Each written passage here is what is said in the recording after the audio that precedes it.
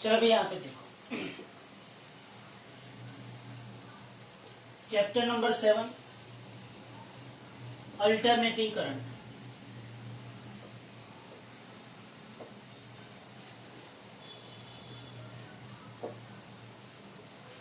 अभी alternating current है क्या?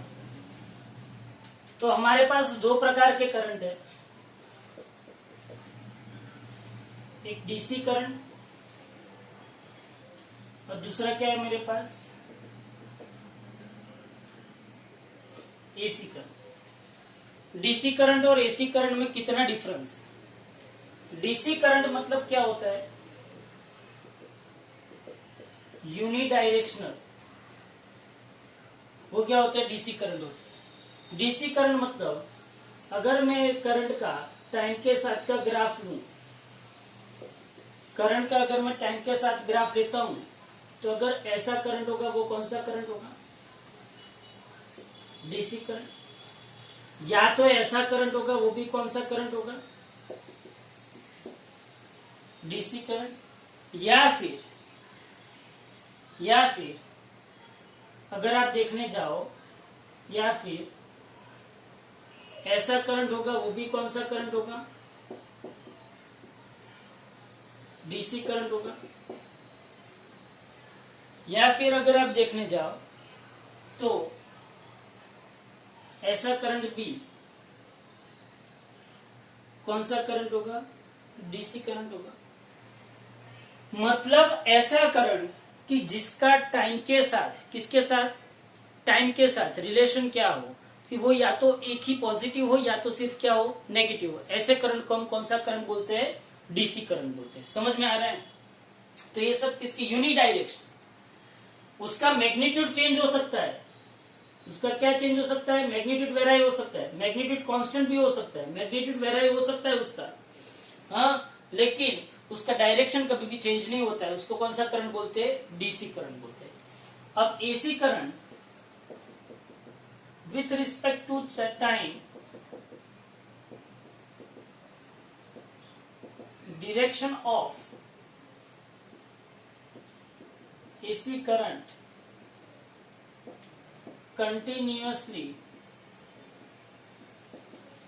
changes। उसकी डायरेक्शन क्या होती रहती है, चेंज हो रहती है। उसको कौन सा करंट बोलते हैं, एसी करंट बोलते हैं। तो यहाँ पे देखो,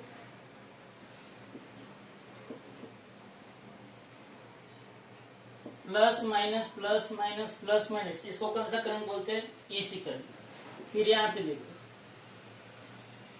इसको कौन सा करंट बोलते हैं, एसी करंट बोलते हैं। समझ में आ रहा है? तो ये सब कौन सा करंट है, एसी करंट है।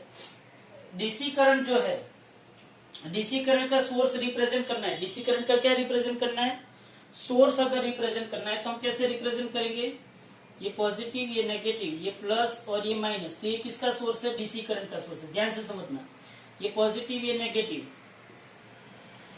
ये पॉजिटिव, ये नेगेटिव, ये पॉजिटिव टर्मिनल और ये नेगेटिव टर्मिनल। तो ये कौन सा करंट है, डीसी करंट है। एसी करंट का वोल्टेज सोर्स रिप्रेजेंट करने के लिए ये किसका है, एसी करंट का वोल्टेज सोर्स है। यहाँ पे प्लस माइनस लिखना नहीं है, ये AC voltage source.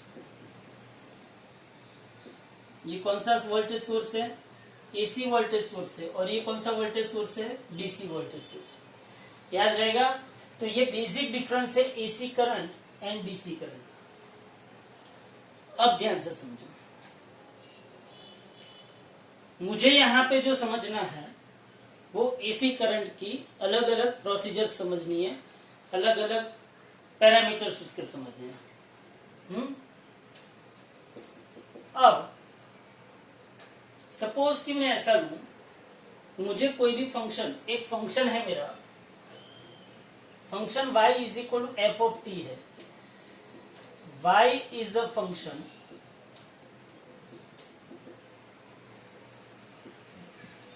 which is depend on time t। y ऐसा फंक्शन है जिसकी वैल्यू किस पे डिपेंड है, टाइम t पे डिपेंड। ओके फाइन, मतलब कि टाइम t चेंज हो रहा है तो y भी क्या हो रहा है, चेंज हो रहा है। अब यहां पे देखो, अगर मैं ऐसा बोलूं कि एवरेज ऑफ वाई मुझे लेना है। क्या मुझे लेना है? एवरेज ऑफ वाई मुझे चाहिए। तो वाई का एवरेज मैं कैसे लिखूंगा? तो वाई का एवरेज मतलब मैं ऐसे भी लिख सकता हूं, या तो मैं क्या कर सकता हूं, वाई बार कर सकता हूं। क्या कर सकता हूं? Y bar. तो वाई का मुझे एवरेज लेना है, तो y average of y over time t, मुझे टी टाइम पीरियड पे वाई का एवरेज लेना है। तो मैं ऐसा ले सकता हूं, एवरेज मतलब ऊपर समेशन, मतलब वाई का समेशन। वाई का समेशन मतलब यहाँ पे क्या होगा? वाई का integration divided by integration dt। याद रखना है, मुझे y का एवरेज लेना है, मतलब मुझे y का ऊपर क्या करना पड़ेगा? इंटीग्रेशन करना पड़ेगा, और नीचे टाइम का क्या करना पड़ेगा? इंटीग्रेशन। ये बेसिकली एवरेज की वैल्यू होती है। उसको मैं अगर प्रैक्टिकली वे से समझाऊं, प्रैक्टिकल वे से, तो सपोज कि मेरे पास करंट है, एसी करंट है। सपोज कि मेरे पास एसी करंट है 5t²। फाइंड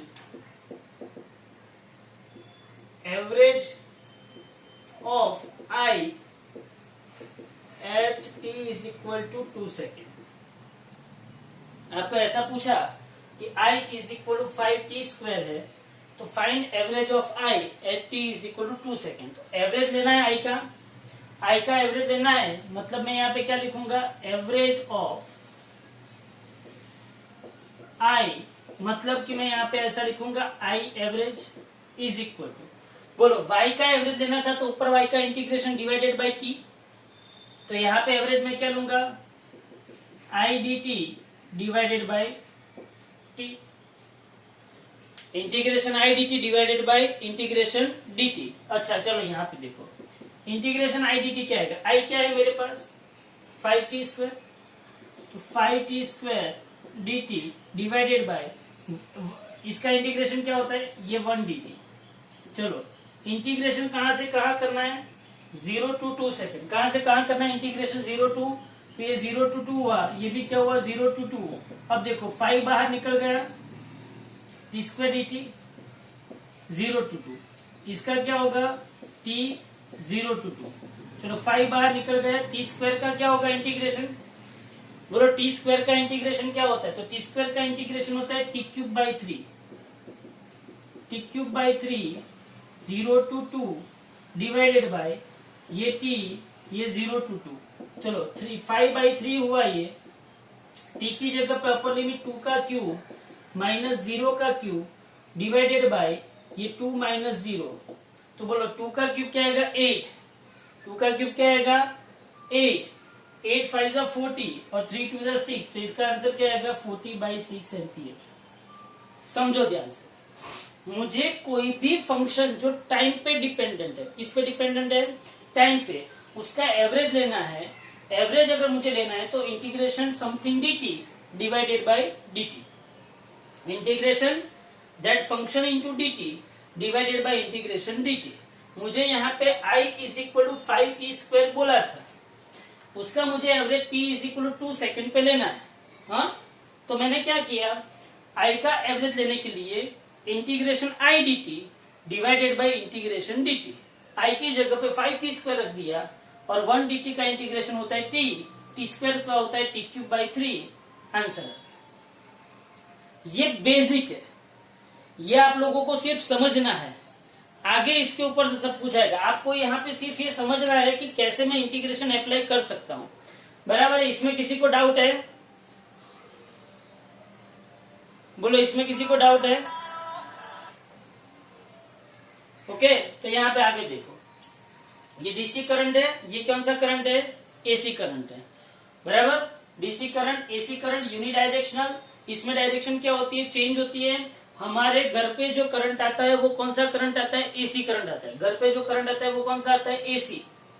हाँ, हमारी जो होम अप्लायंसेस कुछ यूज होती है, जैसे कि अपने मोबाइल का जो चार्जर है, हमारी मोबाइल की जो बैटरी है, मोबाइल की बैटरी को कौन सा करंट चाहिए? डीसी करंट चाहिए। इसलिए हमारा जो मोबाइल का चार्जर है, वो चार्जर के अंदर, चार्जर जब हम प्लग में पिन अप करते हैं तो प्लग में कौन सा करंट आ रहा है? एसी, एसी करंट आ रहा है। चार्ज जो बैटरी है मोबाइल की बैटरी, वो मोबाइल की बैटरी को कौन सा करंट चाहिए, डीसी। तो प्लग में जो एसी करंट आ रहा है वो चार्जर के एडेप्टर में गया, चार्जर के एडेप्टर में जाके पहले क्या हुआ, उस एसी को डीसी में कन्वर्ट किया किसने, सॉरी उस एसी को पहले लो वोल्टेज पे कन्वर्ट किया किसने, स्टेप डाउन ट्रांसफॉर्मर ने। फिर वो लो एसी वोल्टेज को रेक्टिफायर ने किस में कन्वर्ट किया, लो डीसी वोल्टेज में कन्वर्ट किया। और फिर फिल्टर सर्किट ने उसको प्योर डीसी बनाया, और फिल्टर सर्किट के बाद बाहर निकल के वो वायर के थ्रू होके अपनी बैटरी में, हमने बैटरी में चार्जर पिन लगाई होती है ना, अपनी बैटरी में घुसता है और तब जाके अपनी डीसी बैटरी क्या होती है, चार्ज होती है। समझो ध्यान से, एसी का यूज क्यों हो रहा है। हम लोग डीसी यूज नहीं, पहले के जमाने में हम लोग कौन सा यूज करते थे, डीसी यूज करते थे, लेकिन क्यों हमने एसी पे सब कुछ कर दिया, क्यों। तो डीसी जो था वो सिर्फ बैटरी, जो अपने पास बैटरी होती है वो बैटरी में से हमको डीसी मिलता था। अब जैसे ही वो बैटरी का फंक्शन खत्म हो जाता था तो हम लोग तो करंट के बिना रहते थे। और हर जगह पे हम वो बैटरी कैसे पहुंचाएंगे, बड़ी बड़ी सी बैटरी होती है वो हम कैसे पहुंचाएंगे, जबकि एसी जो है वो लॉन्ग रूट पे भी वायर के थ्रू ट्रांसमिट होकर अपने घर आ सकता है कि नहीं आ सकता है। अपना जो पावर हाउस होता है वो पावर हाउस में हमने एसी जनरेट किया, एसी जनरेटर वहां पे रखा और एसी करंट हमने जनरेट किया, वो वायर के थ्रू होता होता अपने घर तक आ सकता है कि नहीं आ सकता है। क्या ऐसा बैटरी के थ्रू आएगा, नहीं आएगा। और एसी जो है वो हम जनरेट कहीं पे भी कर रहे हैं, लेकिन अपने घर पे अपने को एसी वोल्टेज मिलता है, उसकी जो कंपेटिबिलिटी है, उसका जो फ्रीक्वेंट ट्रांसमिशन है, भले ही लॉसेस भी है उसमें, लेकिन उसका ट्रांसमिशन दूर तक हो सकता है, इसलिए हम लोग, और वो कांस्टेंट है, जब तक वो पावर हाउस चलेगा तब तक एसी वोल्टेज जनरेट होगा, एसी करंट आपको मिलेगा। इसीलिए हम लोग डीसी की जगह पे बेसिकली किसको यूज करते हैं, एसी करंट को यूज करते हैं, बराबर। बाकी तो पहले आप सोचो, अगर हम एसी नहीं होता और डीसी होता तो हम कहां कहां पैसे बैटरी उठा के चले जाते, होता है ऐसा, नहीं हो सकता था। हमारे घर सब बैटरी से चलते, कितनी बैटरी होनी चाहिए, तो वो पॉसिबल है नहीं है। इसलिए हम लोगों को ये एसी पढ़ना बहुत जरूरी है। चलो ध्यान से देखो इसको। अब मैं थोड़ी सी ऐसी बातें करता हूं, जैसे मैंने यहाँ पे I = 5t² का एवरेज निकाला, वैसे मैं I = Im sin ωt, V = Vm sin ωt का मैं एवरेज निकाल सकता हूं। ध्यान से देखो,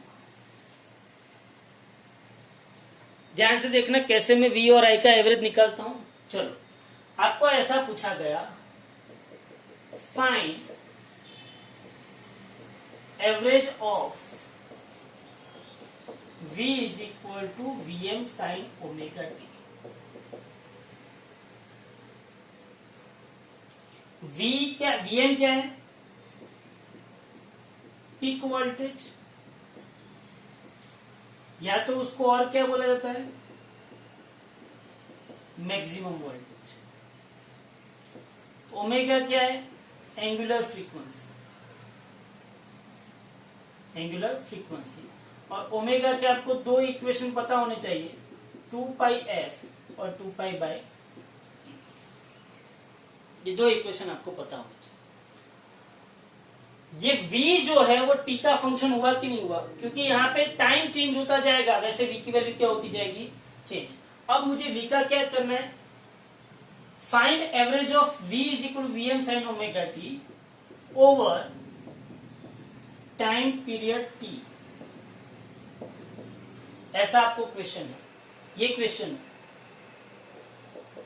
अब इसका मैं सॉल्यूशन लिखता हूं, ये बहुत ही इंपॉर्टेंट टॉपिक है। यहां पे इस वोल्टेज को टाइम पीरियड t पे over time period t time period पे मुझे इसको क्या करना है, एवरेज वैल्यू निकालनी है। देखो ध्यान से, v का एवरेज निकालना है, मतलब ऐसा लिखूंगा मैं, v एवरेज। बोलो एवरेज के लिए क्या करना पड़ेगा, बोलो नीचे क्या होगा, इंटीग्रेशन dt, और ऊपर क्या होगा, इंटीग्रेशन v dt। नीचे क्या होगा, इंटीग्रेशन dt, और ऊपर इंटीग्रेशन v dt। बोलो इंटीग्रेशन कहां से कहां जाएगा, 0 to t। क्यों 0 to t, क्योंकि मुझे ओवर टाइम पीरियड टी पे मुझे एवरेज चाहिए। अच्छा चलो अब यहां पे देखो v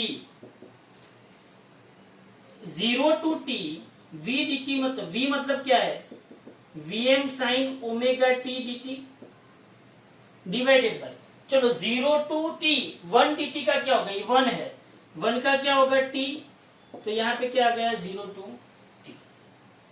अब यहां पे देखो, यहां पे मैं इंटीग्रेशन अप्लाई करता हूं, चलो ये vm बाहर आ जाएगा, चलो vm बाहर आ गया, vm 0 to t sign omega T dt, चलो नीचे क्या होगा, upper limit t minus lower limit 0, तो नीचे क्या होगा, चलो यहां पे क्या आ जाएगा t माइनस 0।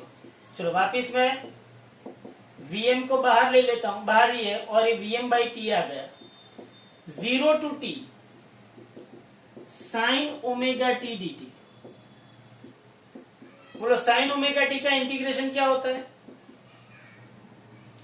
बोलो साइन ओमेगा टी का इंटीग्रेशन, बोलो जल्दी से, साइन का इंटीग्रेशन क्या होता है, कॉस की माइनस कॉस, माइनस कॉस, चलो ये आ गया minus cos omega T divided by T के आगे ओमेगा है, ओमेगा कहां पे जाएगा, नीचे जाएगा कि नहीं जाएगा, इंटीग्रेशन में जो वेरिएबल के साथ होता है टी का जो कोएफिशिएंट होता है वो कहां पे जाता है, नीचे, तो ये क्या आ गया 0 to t। फिर से साइन ओमेगा टी का integration minus cos omega T by omega, चलो यहाँ पे देखो ये v, ये माइनस बाहर आ गया, vm बाई ये ओमेगा टी भी, ओमेगा भी बाहर आ गया।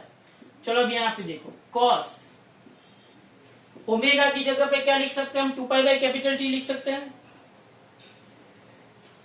ओमेगा की जगह पे मैंने क्या लिखा है 2 पाई बाई कैपिटल टी, बोलो स्मॉल टी की जगह पे upper limit capital T minus 2 pi by T, small T की जगह पे लोअर लिमिट 0, बोलो होगा कि नहीं होगा, कॉस का कॉस ओमेगा मतलब 2 pi by capital T, small T की जगह पे upper limit capital T minus cos omega की जगह पे 2 pi by T, small T की जगह पे लोअर लिमिट 0। चलो इसका एवरेज क्या होगा, minus VM by omega T, यहाँ पे देखो टी टी कट, ये क्या है कॉस 2 पाई माइनस 0, मतलब ये क्या आ गया कॉस 0 आ गया। चलो कॉस 2 पाई क्या होगा, कॉस 2 पाई क्या होगा 1, कॉस 0 भी क्या होगा 1, 1 माइनस 1 0, आंसर क्या आया, तो बोलो v is equal to VM sine omega t का एवरेज वैल्यू मैंने निकाला ओवर टाइम पीरियड t, पता चला t टाइम पीरियड पे, कहां पे t टाइम पीरियड पे v is equal to VM sine omega t का एवरेज वैल्यू मुझे क्या मिल रहा है 0। बोलो सबको पता चला कि नहीं चला। इसको अगर आप फिजिकल सिग्निफिकेंस देखने जाओ, इसका अगर आप फिजिकल सिग्निफिकेंस देखने जाओ तो ये v is equal to VM sine omega t जो है वो एक्चुअली ऐसा ग्राफ आएगा, आएगा कि नहीं आएगा, देखो आप ओवर टाइम पीरियड t मतलब क्या होता है, बोलो टाइम पीरियड t मतलब क्या होता है, टाइम पीरियड t मतलब एक ऑसिलेशन कंप्लीट करने के लिए लगता हुआ टाइम, एक ऑसिलेशन मतलब यहां से स्टार्ट किया, पीक गई, ये कितना है t बाई 2, ये गया, और ये कितना है t, over this time period t,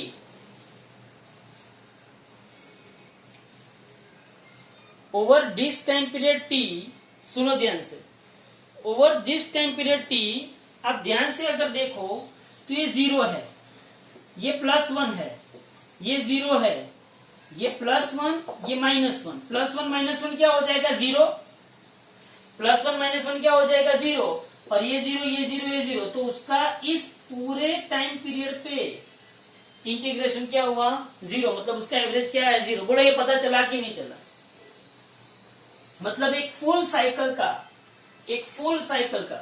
cycle ध्यान से समझना, ये फुल साइकिल का एवरेज वैल्यू क्या आता है 0। बोलो पता चला कि नहीं चला, सबको समझ में आ रहा है। v is equal to VM sine omega t का v is equal to V M sine omega t का एक फुल साइकिल पे टाइम पीरियड क्या आता है? 0। माइंड में बैठा? समझ में आ रहा है इतना? हाँ, तो आगे बढ़ते हैं। आगे क्या करना है वो देखो ध्यान से। अगर मैं यही क्वेश्चन को मैं ऐसा बोलूं कि find average of v is equal to V N sine omega t over time period t/2,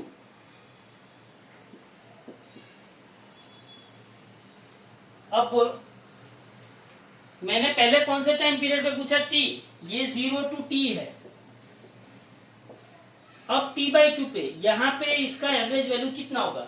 C, average मुझे क्यों लेना है, ध्यान से अब समझना मेरी बात है। एवरेज मुझे क्यों लेना है वो मैं समझाता हूं। एवरेज मुझे इसलिए लेना है कि एवरेज लेने का एक एजेंडा है। क्या एजेंडा है, ध्यान से समझो। एवरेज मुझे इसलिए लेना है क्योंकि जब ये वोल्टेज ऐसे घूमता है तब देखो, यहाँ पे इसकी वैल्यू कुछ कम कुछ और है, यहाँ पे इसकी वैल्यू कुछ और है, यहाँ पे इसकी वैल्यू कुछ और है, यहाँ पे इसकी वैल्यू कुछ और है। बोलो है कि नहीं है? हर एक जगह पे उसकी वैल्यू चेंज होती है। जैसे जैसे टी चेंज होगा, जैसे जैसे टी चेंज होगा, वैसे वैसे वी की वैल्यू चेंज होती रहेगी कि नहीं होती रहेगी?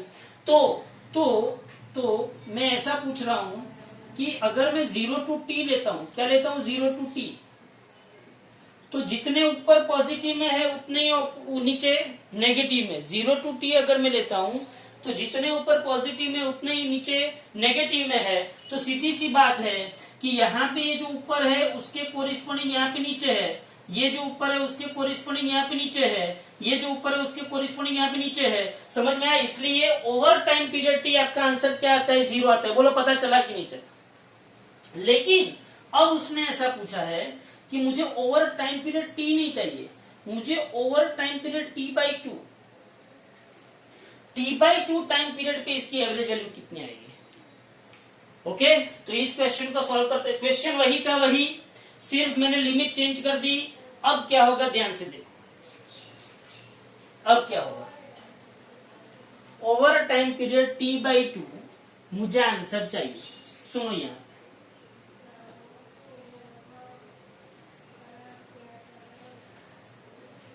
चलो तो यहां पे देखो, एवरेज वैल्यू ऑफ v मतलब कि v का एवरेज इज इक्वल, बोलो नीचे क्या आएगा? dt, ऊपर क्या आएगा? v dt। ये तो एज इट इज रहेगा, लेकिन यहाँ पे लिमिट कहां से कहां हो जाएगी? 0 to t/2। यहाँ पे भी लिमिट कहां से कहां हो जाएगी? 0 to t/2। बोलो सबको पता चला कि नहीं चला? हाँ, अब मुझे ये बताओ कि ये स्टेप बाय स्टेप चलो।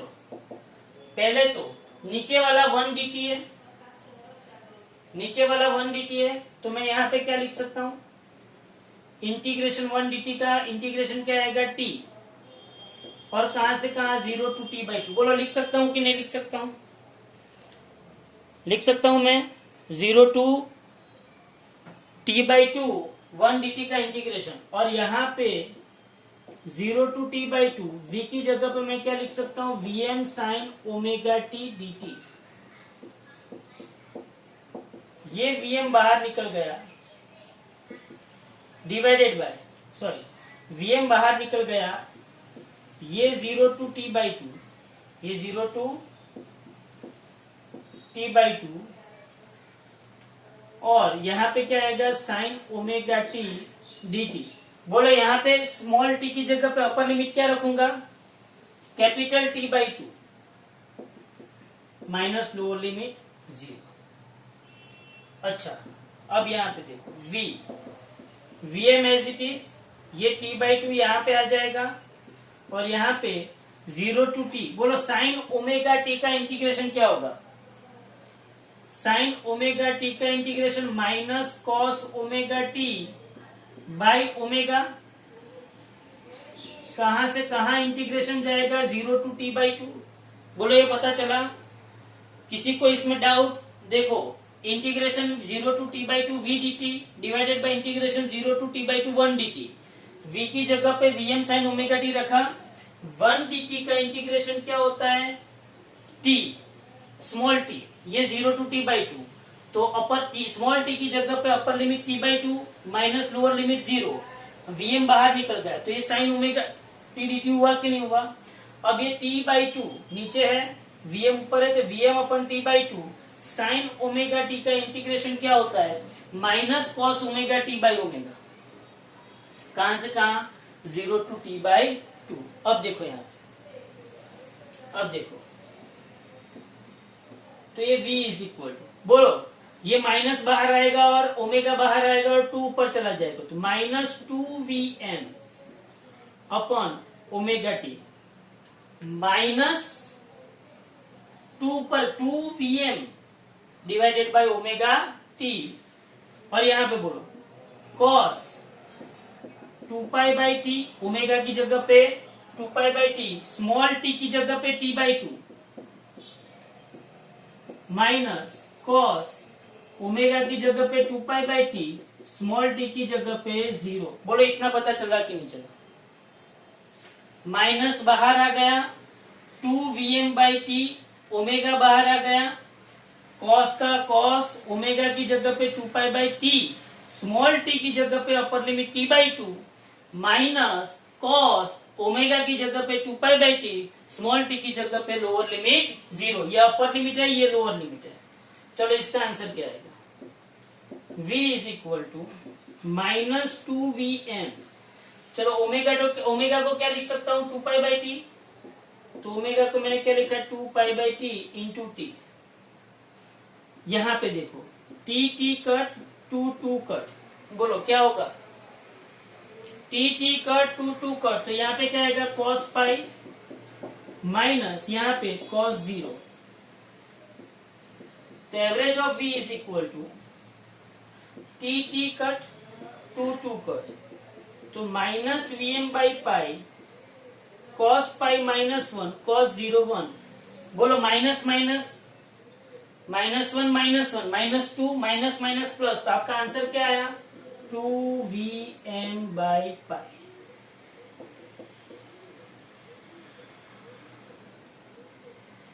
हाँ, तो ये सी ओवर टाइम पीरियड, सी मतलब क्या हुआ कि जो t by two time period है, कौन सा टाइम पीरियड है, t by two, t by two, t by two, ये t by two time period पे जितने भी वोल्टेज के वैल्यूज है, t by two time period पे जितने भी वोल्टेज के वैल्यूज है, वोल्टेज के वैल्यूज है, वोल्टेज के वैल्यूज है, वोल्टेज जितने भी इनफाइनाइट वोल्टेज के वैल्यूज, उन सबका एवरेज क्या आता है, 2vm बाई पाई। समझना चाहिए।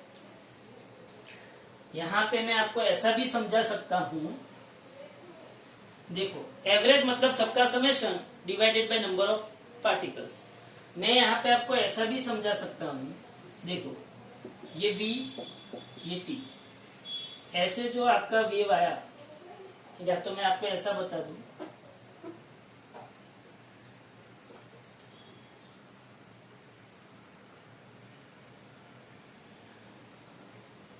अब सोचो, ध्यान से देखना, t 0 होगा तो साइन 0 0 होगा, t 0 होगा तो साइन 0 क्या होगा, 0 होगा, t कुछ बढ़ेगा तो इसकी वैल्यू कुछ आएगी, साइन की वैल्यू -1 से +1 के बीच में ही आती है, तो ये और कुछ आएगी, यहाँ पे और कुछ आएगी, यहाँ पे और कुछ आएगी,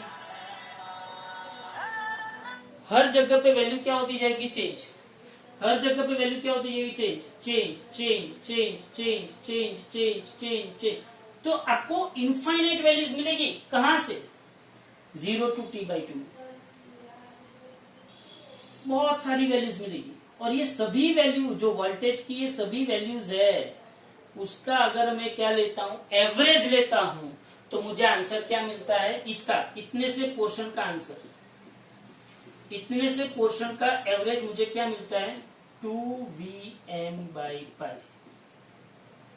बोलो किसी को इसमें डाउट हो तो बोलो। अभी हम लोग एकदम बेसिक से जा रहे हैं, एकदम बेसिक से, कोई इसमें बड़ी बात नहीं है, आपको हर एक स्टेप को समझना है, लेकिन आपको इसका फिजिकल सिग्निफिकेंस भी समझना है। अगर मैंने 0 टू t पे लिया होता तो जितना ऊपर आता उतना नीचे, तो आंसर क्या आता, 0। ऊपर वाले का समेशन किसके साथ नीचे, ये सब कुछ प्लस में है, ये सब कुछ माइनस में है, तो आंसर क्या आता? 0। सीधी सी बात, ये +1 है और ये -1 है, तो आंसर क्या आता? 0। लेकिन अगर मैं 0 to t/2 के अंदर लेता हूँ, 0 to t/2 के अंदर, 0 to t/2 के अंदर जब मैं लेता हूँ, तब ये जितने भी इनफाइनाइट नंबर्स ऑफ वैल्यूज है उन सबका एवरेज क्या होता है? 2। क्या आप खुद से ऐसे मैन्युअली कर सकते थे? हाँ, कोई ऐसा बोलता है कि सर ये इंटीग्रेशन क्यों आता है? अरे लेकिन आप समझो तो सही, एवरेज निकालना मतलब क्या? x1 + x2 + x3 + x4 divided by 4। ये तो 4 नंबर है, तो x1 + x2 + x3 + x4 by 4 4 number है, तो यहां पे कितने हो गए? इनफाइनाइट, क्योंकि ये 0 है, ये +1 है। 0 से +1 के बीच में कितने नंबर आ सकते हैं? सोच, 0 से +1 के बीच में कितने नंबर आ सकते हैं? कोई बोलेगा कि सर इसमें क्या बड़ी बात है, 0.1, 0.2, 0.3, 0.4, 0.5, 0.6, 0.7, 0.8, 0.9 एंड 1, तो आ गया 10 नंबर। हम इतना तो कर सकते थे, इंटीग्रेशन क्यों करवाया? पॉइंट, आपकी बात सही है, 0 से 1 के बीच में 10 नंबर आए, 0.1, 0.2, लेकिन 0 से 0.1 के बीच में कितने आए? तो कोई ऐसा बोलेगा उसमें क्या है, 0.01, 0.02, 0.03, 0.04, 0.05, 0.06, ऐसे 0.1, ये भी बात तेरी सही है, लेकिन 0 से 0.1 के बीच में कितने आए? 0 से 0.1 और 0.001 के बीच में कितना है? 0 से 0.000000001 के बीच में 0 पॉइंट, ये 0 है, और यहाँ पे सपोज कि 0.00001 है, इसके बीच में भी कितने हो गए? देयर आर इनफाइनाइट वैल्यूज, और ये सब इनफाइनाइट वैल्यूज को मैन्युअली एवरेज ले सकते नहीं है, इसलिए इसको लिया है। डायरेक्ट आंसर मिल गया ना, 2Vm/π। अरे भाई हाँ के ना तो बोल, अरे भाई ये समझ में आया? एवरेज की क्या क्यों ली जाती है, वो समझ में आई? तो यहाँ पे देखो, ये पूरी की पूरी एवरेज, तो मैंने ये किस पे एवरेज निकाली? पहले तो किसकी एवरेज निकाली मैंने? V = Vm sin omega T की। बोलो पता चला? ये समझ में आ रहा है? आगे हम इसके स्क्वायर लेंगे और स्क्वायर की एवरेज लेंगे, स्क्वायर की एवरेज का स्क्वायर रूट लेंगे, तो हमको क्या मिलेगा? V रमेश मिलेगा। क्या मिलेगा हमको? V रमेश। लेकिन आपको ये मैंने 2 चीज करवाई। कैसे? 0 to t पे एवरेज जिसका आंसर 0 आया, 0 to t/2 पे एवरेज जिसका आंसर 2Vm/π आया। बोलो क्लियर हो रहा है माइंड में? किसी को डाउट इसमें? बोलो।